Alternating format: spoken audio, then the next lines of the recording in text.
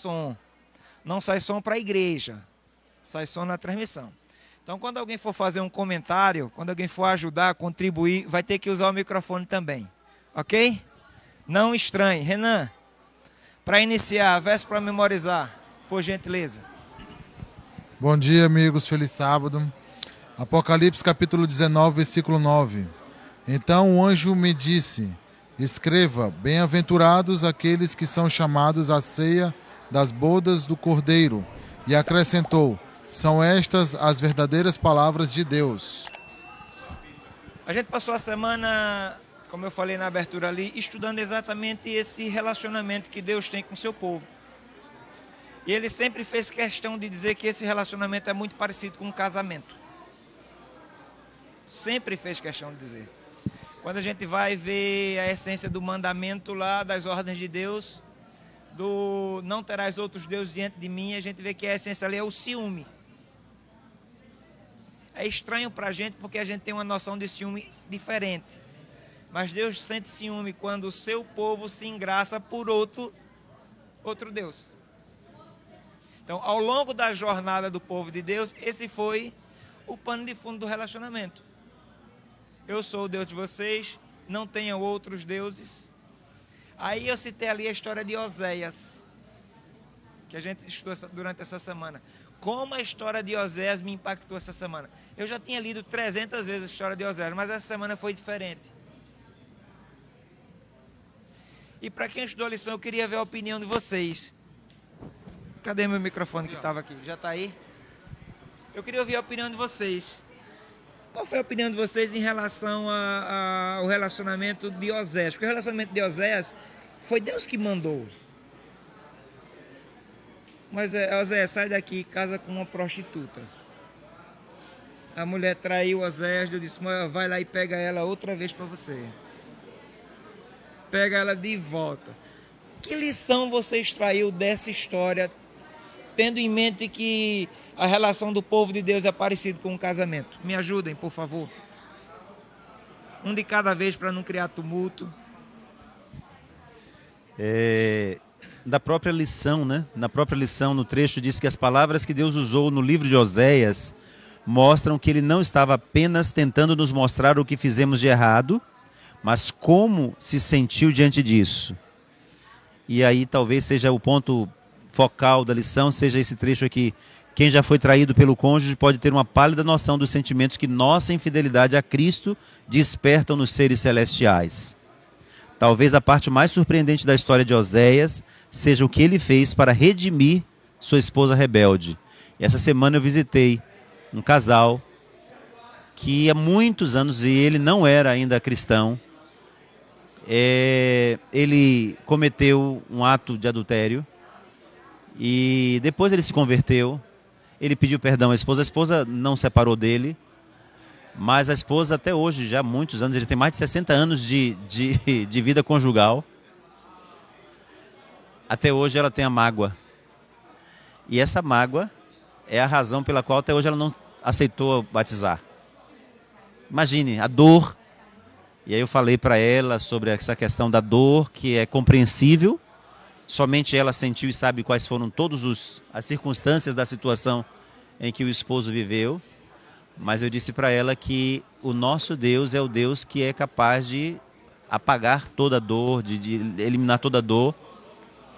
E aí agora, associando isso aqui com a história de Oséias, quem passou por isso sabe como é difícil. Eu não sei dizer, eu não consigo mensurar.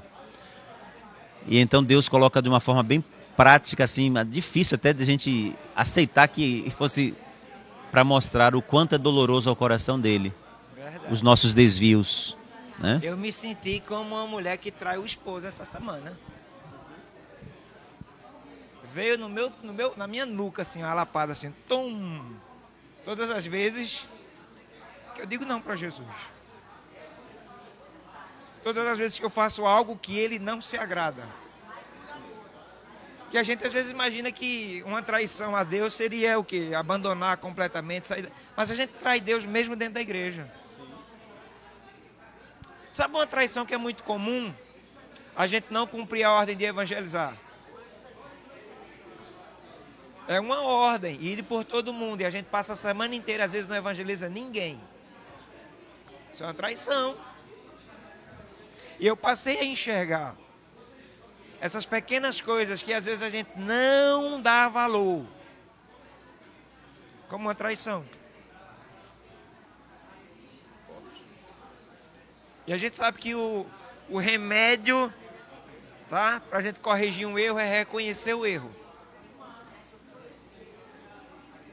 Aí já dá para imaginar que a minha vida essa semana ficou mais difícil, né? Eu espero que a de vocês também tenham ficado, viu? Mais profundo, né? Mais profundo. Que a gente precisa estudar essas coisas, ler essas coisas e não ficar aqui não, ó. A gente precisa mergulhar um pouquinho, trazer para a nossa realidade. Que a lição da escola sabatina é um instrumento que Deus usa para você, para mim. E quando a gente estuda, a gente precisa fazer essas reflexões. A Bíblia diz que num casamento vira uma só carne. Como é que a igreja pode ser uma com Deus? É uma boa pergunta para a gente refletir e debater agora. Como é que a igreja pode ser uma com Deus? Começa por Renan. Bom dia novamente, né? Porque eu gostei dessa semana também, além dos versículos aqui, dos comentários, é o que está escrito no livro de Gênesis, capítulo 2, o versículo 25. O Senhor diz o seguinte: ora, um e outro, homem e sua mulher, estavam nus e não se envergonhavam. E aí, eu vou ler aqui agora uma parte que o autor trouxe aqui para a gente refletir, ó.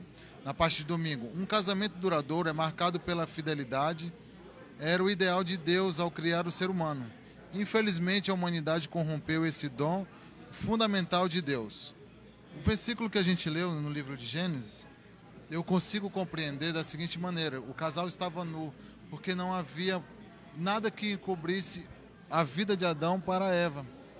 Os dois, o que acontecia no dia a dia, eles comentavam.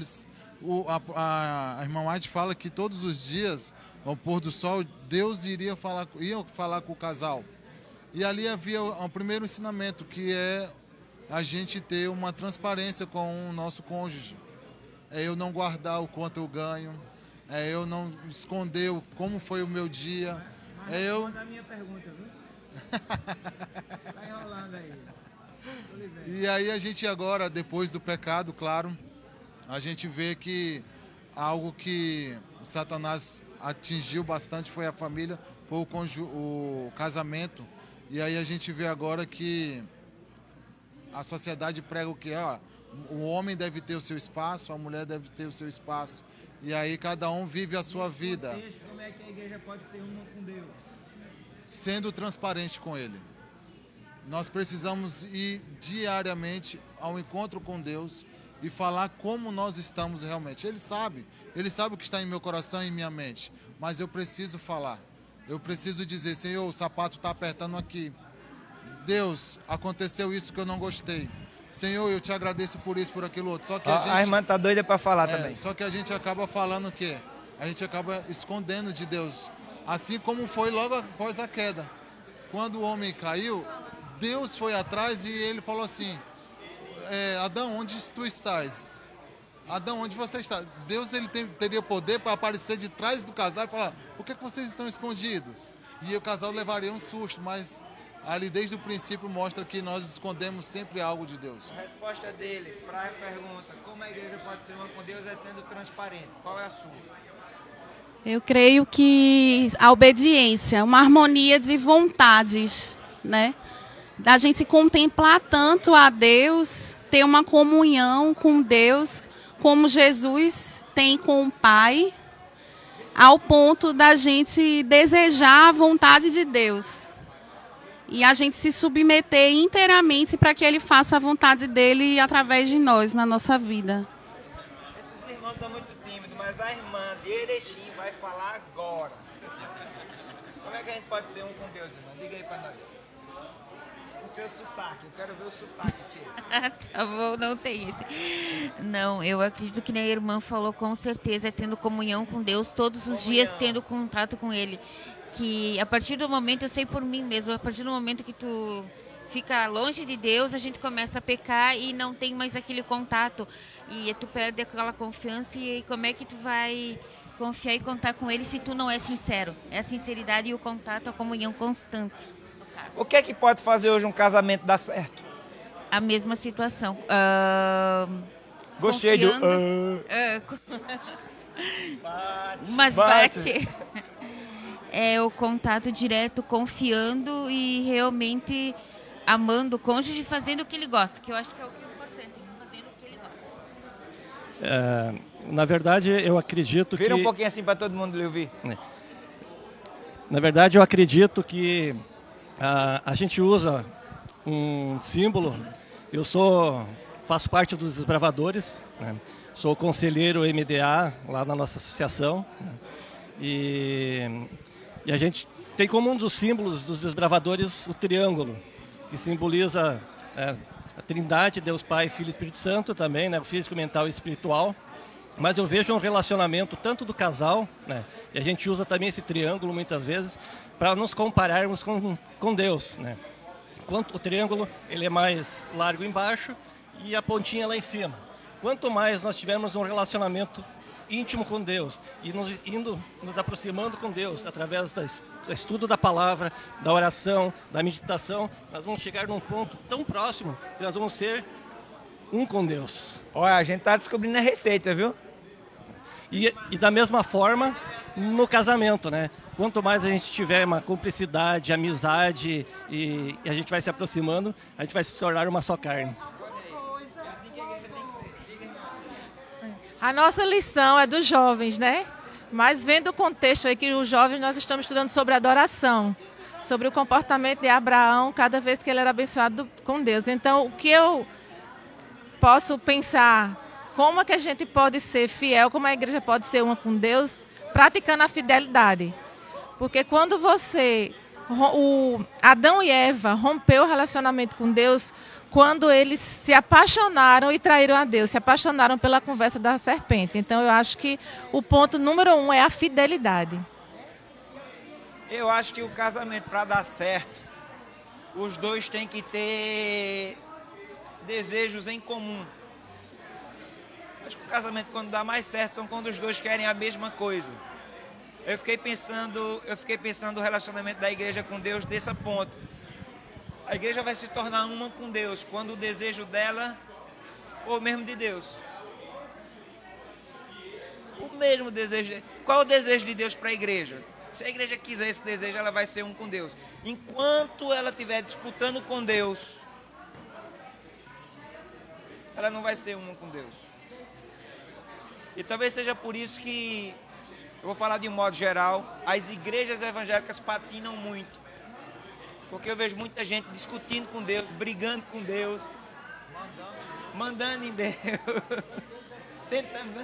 tentando mandar em Deus, tentando direcionar para onde Deus vai. Quando na realidade tem que ser o contrário, a igreja tem que ter o mesmo desejo de Deus. O que é que Deus quer da igreja? A gente quer inverter. A gente quer inverter a lógica. Deus tem o nosso desejo. A gente quer inverter a lógica. Mas num casamento que acontece isso, nunca vai dar certo. O casamento onde o marido é o mandão, não funciona direito. Onde a mulher for a mandona, não funciona direito. Mas depois eu disse o marido. Diga de novo aí, tá vendo? Não ficou só na mulher não, viu? Não funciona direito, então precisa haver uma harmonia. Então, para a igreja ser uma com Deus, ela precisa ter os mesmos objetivos que Deus tem. Inclusive foi a preocupação de Jesus que ele orou, e tem a oração de João 17, dessa unidade. Quando eles forem um, como eu e tu somos um, o mundo vai saber que tu me enviaste. Aí vem um desafio agora pra gente, que não adianta falar isso e deixar solto no ar. Como é que a igreja pode ser uma com Deus na prática? Me ajudem agora, que eu não sei. Como é que a igreja pode ser uma com Deus na prática? Eu quero coisa prática. Toma aqui. Guarda o seu irmão aí. Vai, Renan. Coisa prática, viu? Sem Na prática. Não, mas tem que enfeitar a noiva, né? Ezequiel fala ali bem como Deus enfeitou a noiva. Então, eu creio que é pela aceitação. Satanás coloca em nossa mente que nós não temos o perdão de Deus. Ele coloca em nossa mente a dúvida. Você está na lama do pecado, você fez isso, aquilo, Deus não te ama. Deus não é capaz de fazer isso por ti. Então ele lança dúvidas em nossa mente e no nosso coração. Então, para que nós sejamos um com Deus, o primeiro passo é a aceitação. Porque Deus enviou seu Filho unigênito para morrer por cada um de nós. Na prática, eu preciso realmente transparecer que eu aceito o perdão de Deus. Eu preciso buscar através da sua palavra os ensinamentos. Eu preciso buscar através da sua palavra que ele traz o conforto para mim. Então, é a aceitação. Mas tem uma lição prática aqui, ó. Como é que a igreja pode ser uma com Deus? Amando uns aos outros, né? Que Jesus falou que a gente devia permanecer no amor de Deus, como ele permaneceu no amor do Pai. E ele falou isso também de uma forma prática, dizendo que aquele que ama guarda os mandamentos, né? E ele deu um mandamento que ele disse que era o mandamento dele, que é amar uns aos outros como ele nos amou, né? Eu vou completar o que ela falou, porque eu estava pensando, calçar o sapato do outro. Mas para você calçar o sapato do outro, você tem que ter o Espírito Santo para que te abra os olhos e você possa ver como Jesus vê a necessidade do seu próximo. Aí você vai poder ajudar. Faça aos outros aquilo que você gostaria que os outros fizessem a você. Olha, lição prática, o que mais? Eu gosto de coisa prática, pô. Lição é massa, mas se eu não trouxer pro dia a dia, bora. Daniel, uma coisa prática, vai, diga só uma. Me dê uma coisa prática que faz a igreja ser uma com Deus. Já se falou de amor ao próximo e já falou de empatia. Mas diga outro. Ou só tem esse? Tem mais? Pastor, diga um, só um. Diga muito não. Eu citei no sermão, né? Salmo 48, agrada-me fazer a tua vontade, ó Pai. Colocar minha vontade em sintonia com a de Deus em todos os aspectos da vida. Qual é a vontade de Deus para mim com relação à minha vida comercial, meu negócio? Como é que eu sou sócio de Deus? Com relação à minha mordomia, eu diria mordomia cristã, eu administro o que Deus me coloca nas mãos como um administrador ou como achando que é o dono? E faço aquilo que me vier na telha.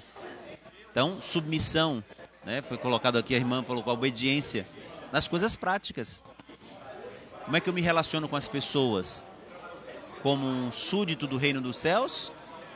Ou como alguém que é desse mundo aqui? Eu gosto muito desse aspecto que eu vou falar agora. Se a igreja quiser ser uma com Deus, ela vai ter que ser missionária. Agora eu vou dizer um negócio assim. Quando a gente fala igreja é muito vaga, irmão. Se você quiser ser um com Deus, você precisa ser missionário.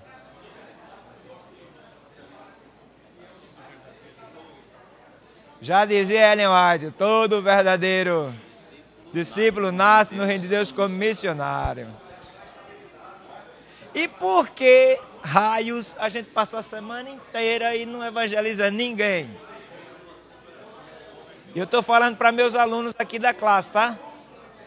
Que é uma realidade que a gente tem enfrentado aqui e tem lutado durante muito tempo. Não dá para a gente querer ser um com Deus se a gente não se envolve no trabalho missionário.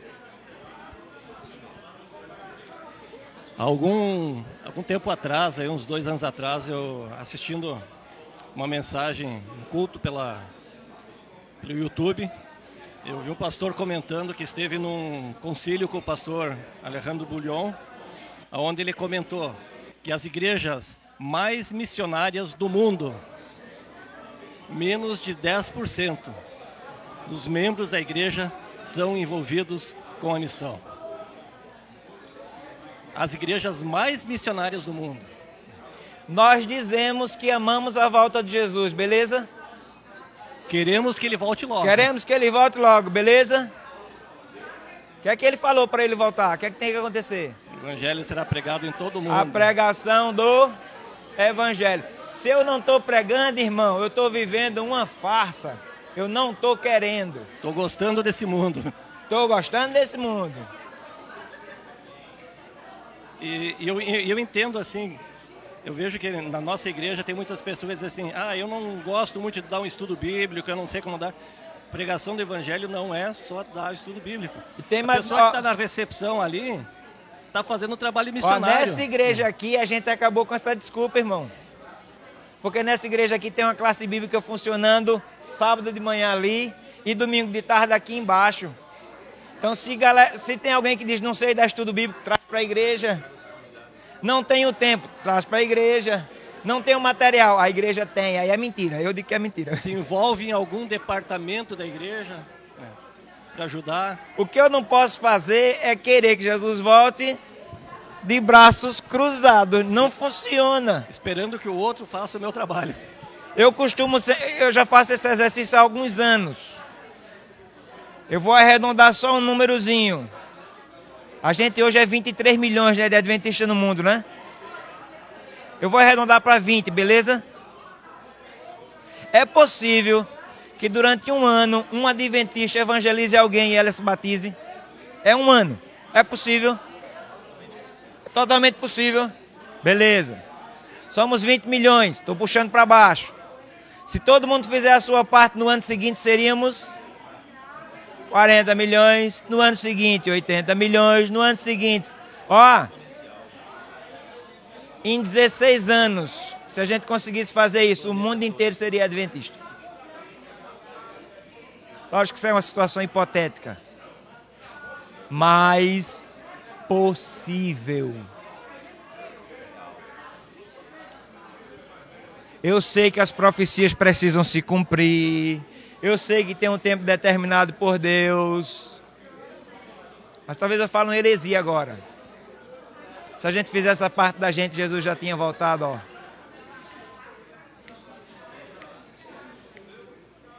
Ser um com Deus é se envolver nesse negócio, é amar, é se colocar no lugar do outro, é ter empatia, é evangelizar também. E quando a gente faz isso, é impossível esse negócio não dar certo.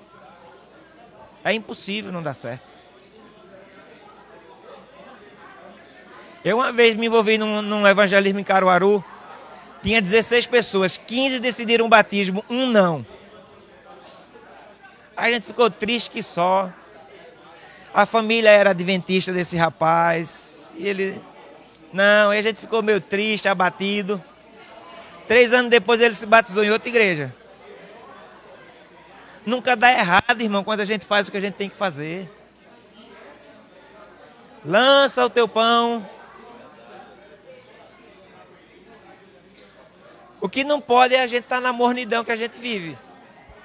E eu estou dizendo isso sem conhecer a vida de vocês, mas é o geral que a gente vive. A gente estuda pouco a Bíblia, ora pouco, faz trabalho missionário pouco. Isso precisa incomodar a gente. Isso precisa incomodar a gente. Eu não posso me acomodar a vidinha de crente mais ou menos que eu levo. Sabe a história do sapo, né? Eu nunca fiz e não aconselho ninguém a fazer, mas dizem que se você colocar o sapo numa panela com água no fogo, ele vai se acomodando à temperatura da água até morrer assado, cozido.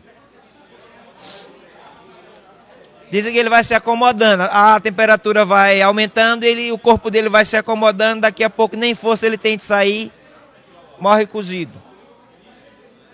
Nós não podemos acompanhar o sapo, viu? A gente precisa se incomodar quando a gente percebe que nós não estamos sendo um com Deus. A gente precisa permitir que o Espírito Santo incomode a gente a ponto da gente sair do lugar da gente para fazer o que tem que ser feito. Aí pode ser no Nordeste, pode ser no Sul, pode ser em qualquer lugar. Jesus falou sobre a parábola das 10 virgens. Olha, já passou para o pastor. Ah, então fale, por favor. Eu retrocedo, não, por favor. Não, é que eu ia dizer que pregar o evangelho não é só abrir a Bíblia para falar da estudo bíblico. Pregar o evangelho é você ajudar alguém que precisa no seu trabalho, sua vizinha que não pode sair porque tem muitos a fazer ou tem algum filho doente, então você está pregando o evangelho, levando ela ao hospital juntamente com seu filho. Então pregar o evangelho não é só abrir a Bíblia. Tem tanta coisa, né, irmã? É maior do que a gente imagina. Então no nosso dia a dia, a gente consegue ver... O que a senhora está dizendo é que ninguém tem desculpa, então. Não, não. Tá Porque bom. no nosso dia a dia a gente tem como pregar o evangelho mais do que vir à igreja aos sábados, aos domingos e às quartas-feiras. São todos os dias, todo momento. Você vai no mercado, você pode pregar o evangelho cedendo uma sacola para alguém que não tem. Levando a mercadoria até o carro daquela senhora que não consegue empurrar o carrinho. Você está pregando o evangelho. Entendeu? Então são muitas formas de a gente pregar o evangelho. A gente só precisa do Espírito Santo para nos mostrar. Lembra que você leu a Bíblia hoje? Vamos agora praticar? Olha, tal pessoa está precisando ali agora. Você não... Às vezes você está tão correndo com o dia a dia que você não percebe. Tem alguém precisando atravessar a rua. Você vai ser aquela pessoa que vai ajudar. Não temos... Eu ia mudar de assunto, mas só tem 1 minuto e 38, 37 agora. Mas nas parábolas das 10 virgens, as 10 estavam esperando, as 10 dormiram, mas só 5 entrou. Por que essas 5 entraram? Tinham se preparado antecipadamente. Elas sabiam que o noivo podia demorar. Elas não confiaram naquela provisão que estava dentro da lamparina. Levaram extra. O noivo demorou. Aparentemente Jesus está demorando. Só aparentemente, né? Na contagem minha, ó, eu que vou viver no máximo 80 anos, estou dizendo que ele está demorando, viu? A minha perspectiva, ele está demorando. Mas não adianta. Tanto faz ele chegar hoje como amanhã. Não adianta se eu não estiver preparado. Nós sabemos, irmãos, o que tem que ser feito. O bom de estudar a lição em classe assim é porque eu estou falando para todo mundo. O que eu falei nada é novidade. O que vocês falaram não é nenhuma novidade também para ninguém. O que a gente precisa é sair da teoria para a prática. É isso.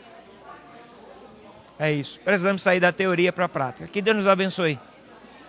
Que a lição da Escola Sabatina continue mexendo com o coração da gente e nos aproximando cada vez mais de Jesus. Que Deus nos abençoe.